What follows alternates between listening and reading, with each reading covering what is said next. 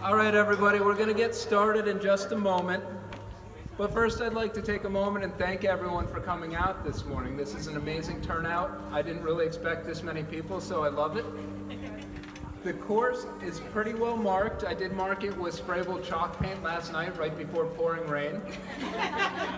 So I've remarked the 15-mile course this morning. It starts with white, but because I ran out of paint remarking, it changes to yellow. So if you see white or yellow paint and are doing the 15-mile course, that's you. They're on the ground for every turn.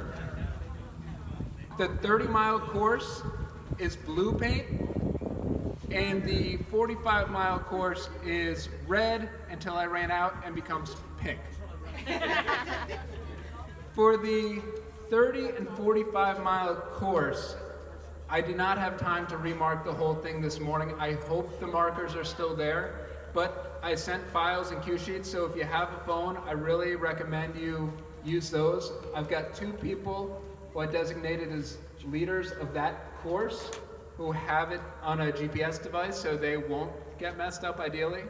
For the 45-mile course, that's my friend Jay LaSalle. It's Jay. There's Jay in the NEC t-shirt, one of our sponsors of this event. And then the 30-mile course is, where'd Tony go? We already lost him. He's already on the course. He might be already there once I gave him the directions. So please use your phone for that 30-mile course if you don't see markers. So, yep. I've got the map too on my phone, the 45. Okay. There will be enough people out there with it on the map, so if you get confused or lost out there, just ask someone, okay? So this is the first year we did this event. You know, I'm a doctor, I'm not an event planner, so bear with me if things don't go quite well. I think it's gonna be a lot of fun, as my friend told me, as long as you're out riding bikes and there's snacks, what can go wrong? I mean a lot, but hopefully it doesn't. This is an event purely supporting the Brown Oncology Research Group. In our first year event, we've raised over $15,000, so a big applause to all of you. I'd like you guys to know a little bit more about what BrUOG does, so I'm going to pass the phone first to Dr. Howard Safran. Thank you very much for coming here today. I thought I would tell you a little bit about what you're writing for, about the Brown University Oncology Group. So we call the Brown University Oncology Group, we call it BrUOG. So it was formed actually about 20 years ago. And the reason it was formed because the hospitals in Rhode Island at that time just as single hospitals, they weren't quite big enough to do our own investigator-initiated cancer studies. So we decided to all form this allegiance, and we put a central office in Brown, and it included the Miriam Hospital, Women and Infants Hospital, Rhode Island Hospital, and Roger Williams Hospital.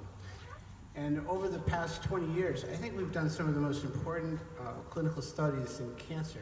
So for example, you know, for what's called stage 3 lung cancer, for cancers that are localized to the chest, but you can't remove them but haven't spread, we actually developed a standard treatment that is continued to be used all around the world.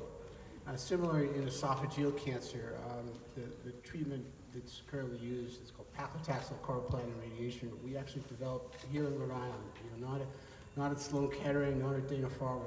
It was developed here. And similarly, the use of how patients are now treated for rectal cancer, how they get all their chemotherapy and radiation before surgery, again, was developed actually by our investigators. So we've actually, over the last 6 months, we had a major recruitment, and we brought Dr. El-Deiry here, who's I'm going to ask to speak in a few moments. So where before what we've done is we've relied on our collaborations with biotech companies to help bring us drugs. Dr. El-Deiry is probably one of the best scientists in the world. And he's discovered, if people remember, P53 metabolism, the important components of that. And most recently, He's been involved in studying cancer cell death and discovering drugs that bring that about. And his laboratory developed a drug called ONC201 that has already shown actually dramatic improvement in the form of pediatric brain tumors and is being tested in other cancers. And what I'm most excited with now is his laboratory has developed an analog of that called ONC212 that in his laboratory shows 10 times the activity in pancreatic cancer.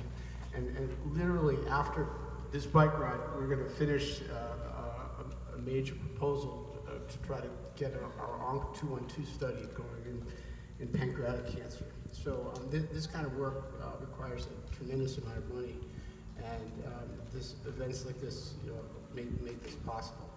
So I just want to give an extra thank you to Tom Alilla, who this is his first year as an to organize this event, and to Paula Salisbury, who's kind enough to let us use her beautiful farm to be as our main location.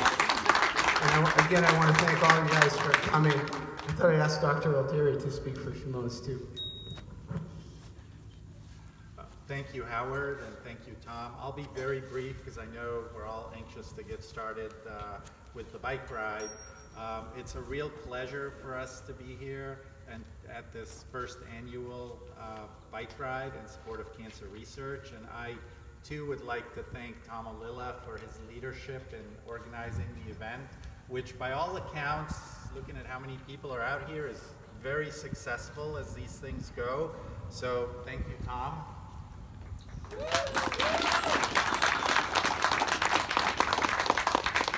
And I'd like to also thank Howard for introducing the important research, clinical research that the Brown University Oncology Group is involved with.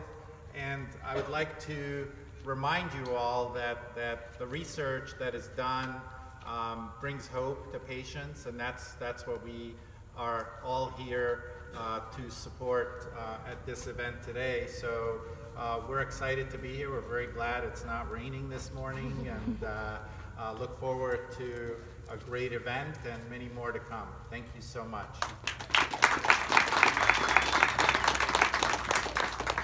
Think we can pull off a group photo? Why don't we, where's our photographers? Where's Jamie or Mark? I'm right here. I'm just getting pictures of the adorable dog over here. Okay. So we'll let Jamie direct us for the photo, but after that, let's start lining up. I'll probably have the 45 milers leave first, followed by the 30, and then everyone doing the 15. So we'll line up in a line with the people doing 45 down at the Porta-John as our elegant start line. And then everyone's going to go and make a right and head up Peck Hill Road that way. That's how all the courses start. Do you want to do the